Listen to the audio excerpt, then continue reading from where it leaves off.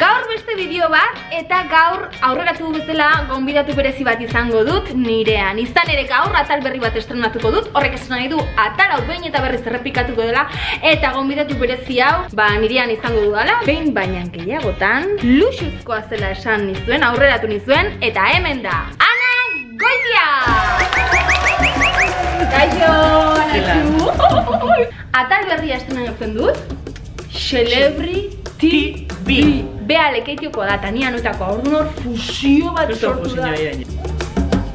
Gaur, erakutzeko gu, zelan selfie baten oso guapa edo guapo atera. Gauk erabiltzen dugu zentrukua. Lehenengoa. Argiztapena. Argirik onena aukeratzia da importantiena zehaitzik. Eitzen gatxulako tximurrak endu, ea salian daukagu zenbantxak endu, bale, guk ez daukaguz. Bueno, zuk igual peskapai.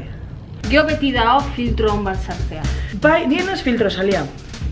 Ni bai. Kontutan hartzeko beste zerbait. Adibidez, nik selfie egiteko garaian beti goitik behera egiten saiatzen. Neupe bai. Bai. Beti, zehaitzik. Papadia. Ni hola manao.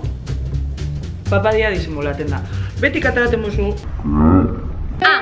Gero, norbaitek atera behar badigu gorputz osokoa, nik adibidez, ipurdia beti kanpokaldea sartzen dola pixka. Karo, norbaitek atzetik ikusten bait pentsatuko, oza, tipau zertan nahi da, baina ni bati... Kulo pato esaten dana. Oida. Paitxai perdiza. Oida. Ni, kilo batzuk eixo daukara zelez.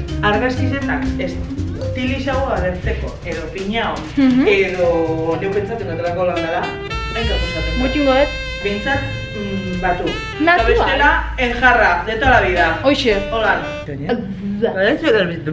Honekin bukatu dira gure kontxejuak. Gaurkoz. Gomendio hauek baliogarriak izan bazaizkizue, primeran, igo zuen argazkiak sare sozialetara, garrantzitsuena da, norbea bere gorputzakin ondo sentitzea, ezagutu zuen gorputza, atera zuen gorputzari zukua.